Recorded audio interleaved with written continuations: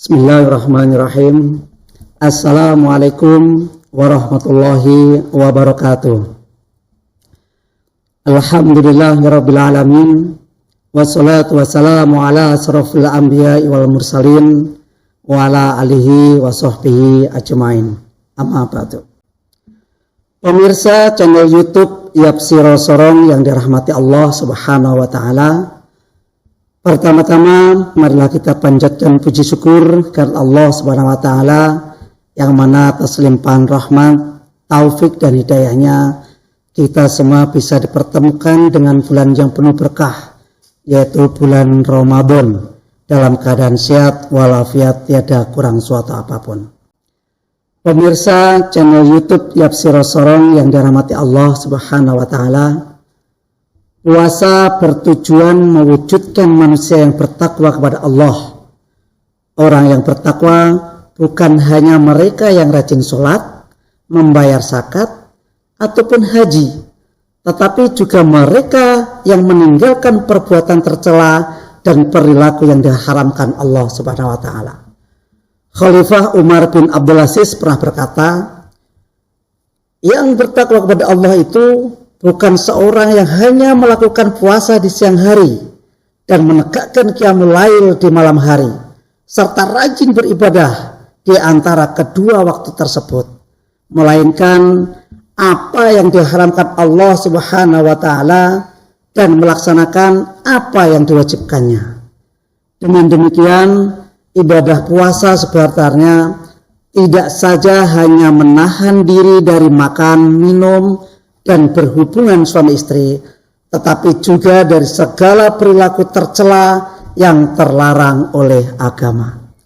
Pemirsa YouTube channel Yapsiro Sorong yang dirahmati Allah Subhanahu wa taala, selama bulan Ramadan, perilaku yang halal saja ada yang dilarang oleh Allah Subhanahu wa taala. Sebagaimana Bapak dan Ibu tahu, kita waktu puasa tidak boleh makan, tidak boleh minum, dan tidak boleh berhubungan suami istri. Apalagi perilaku-perilaku yang haram dan subhat sudah sangat-sangat jelas itu dilarang dan harus ditinggalkan. Dengan demikian, seorang yang benar-benar berpuasa akan berusaha sekuat-kuatnya meninggalkan segala hal yang diharamkan.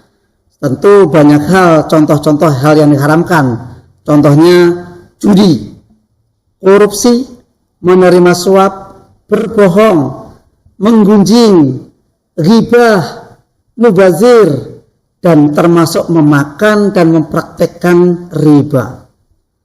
Bapak, Ibu, pemirsa channel YouTube Yapsiro Sorong yang dirahmati Allah Subhanahu wa taala, puasa bukan saja membina dan mendidik kita agar semakin taat beribadah kepada Allah Subhanahu wa taala, tetapi juga agar semakin bagus akhlak kita, termasuk akhlak dalam bermuamalah. Akhlak dalam bermuamalah mengajarkan kita agar kita dalam kegiatan bisnis menghindari hal-hal yang dilarang agama, contohnya judi, gharar atau penipuan, dan riba, serta perilaku-perilaku tercela lainnya seperti dusta dan manipulasi. Implikasi puasa tidak saja berdimensi ibadah spiritual, tetapi juga mengajarkan akhlak horizontal atau akhlak bermuamalah, khususnya dalam bidang bisnis. Sangat aneh bila kita yang berpuasa dengan penuh ketaatan tetapi melanggar ajaran-ajaran Allah tentang bermuamalah, seperti masih mempraktekkan riba yang jelas-jelas diharamkan oleh agama. Di zaman modern ini, seluruh ulama, pakar ekonomi Islam di dunia, dan lembaga-lembaga fatwa di dunia telah sepakat menyatakan bahwa sistem bunga yang banyak dipraktekkan oleh bank-bank konvensional termasuk kepada riba. Sedikitpun hal itu tidak diragukan setelah seluruh pakar ekonomi dunia menyaksikan dampak buruk dari bunga yang menzalimi ekonomi negara-negara berkembang serta telah suksesnya bank-bank syariah internasional yang menerapkan sistem mudharabah, musyarakah, dan sistem lainnya.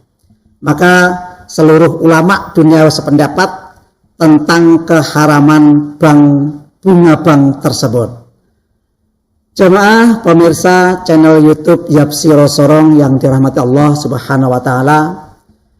Demikian pula Majelis Ulama Indonesia yang sejak April tahun 2000 telah dengan tegas menyatakan keharaman bunga bank. Dulu ada pendapat bunga bank boleh dengan alasan karena darurat. Sekarang alasan darurat tersebut telah hilang sebab bank tanpa bunga telah hadir di hadapan kita. Saat ini di tengah umat Islam telah banyak berdiri bank-bank syariah, BMT yang berlandaskan syariat Islam. Maka menjadi kewajiban bagi umat Islam untuk mengamalkan ajaran syariah Islam itu dan meninggalkan riba yang diharamkan. Orang yang berpuasa secara benar pasti terpanggil untuk hijrah dari sistem ekonomi kapitalis yang ribawi kepada sistem perbankan syariah yang didasarkan pada prinsip syariat Islam yang tentunya bebas bunga. Momentum Ramadan harus dimanfaatkan kaum muslimin untuk meninggalkan perilaku-perilaku yang diharamkan Allah menuju sistem yang syariah yang diciptakannya. Kita jangan lagi meniru perilaku kaum Yahudi yang sering dikecam Al-Quran melalui pengamalan ajaran agama yang separuh-separuh, tidak utuh. Jadi bila kita beribadah secara Islam sedangkan bermuamalah secara kapitalis, bukan secara syariah Islam, berarti kita meniru perilaku Yahudi. Mari kita bersama-sama mengajak umat Islam untuk menjadikan Ramadan sebagai momentum hijrahnya umat Islam dari sistem riba kapitalis kepada sistem syariah melalui lembaga keuangan Islam.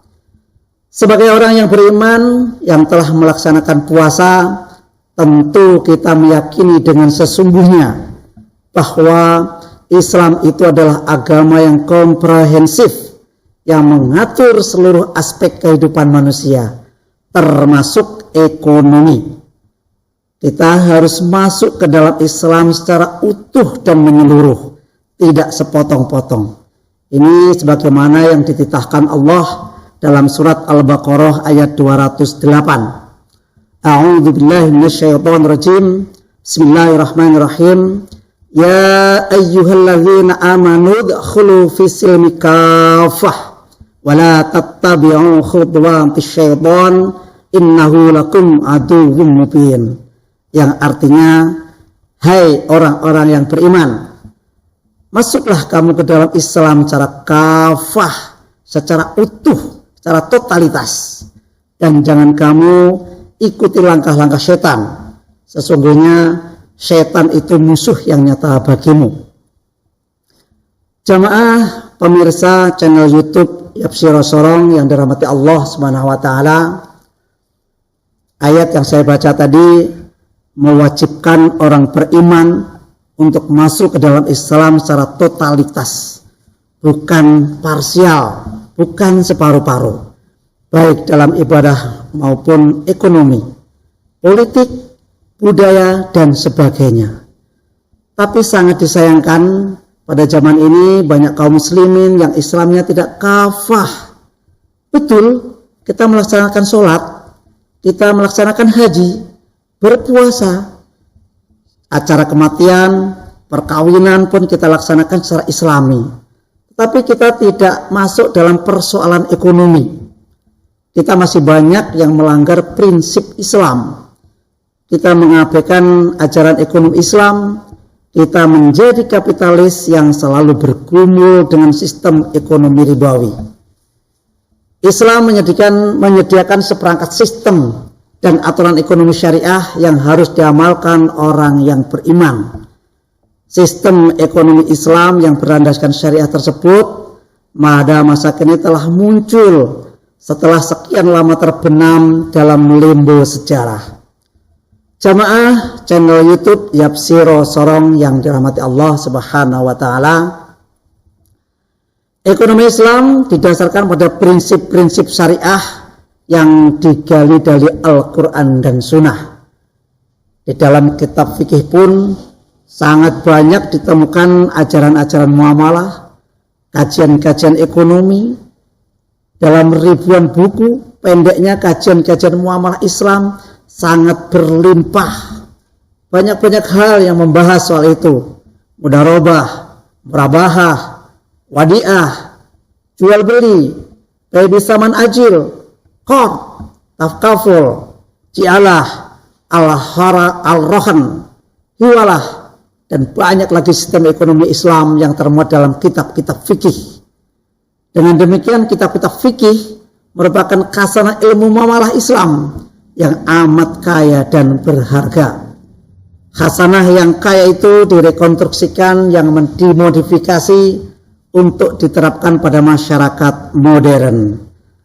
Jemaah pemirsa channel YouTube Yapsiro Sorong yang dirahmati Allah Subhanahu wa taala, upaya-upaya dalam menghidupkan ekonomi Islam ini sudah mulai terbentuk pada tahun 1970-an, telah dilakukan oleh pakar-pakar ekonomi Islam yang berkaliber dunia seperti Profesor Dr. Muhammad Najatullah As-Siddiq, Dr. Omar Chapra, Dr. Khusyih Ahmad, Profesor Dr. M. Amanan, Dr. Fuad Umar, Muhammad Abdul Haq, dan lain-lainnya. Memang tidak dapat disangkal bahwa sekarang ini umat Islam masih banyak yang berhubungan dengan lembaga keuangan konvensional, sehingga setiap nafas dan denyut jantung kehidupan finansial kita terlilit sistem ekonomi yang bernuansa ribawi. Pemirsa channel YouTube Yapsiro Sorong yang dirahmati Allah Subhanahu wa taala, sebagai seorang mukmin, apakah kita secara pasrah membiarkan diri kita terbelenggu dalam kehidupan ekonomi ribawi?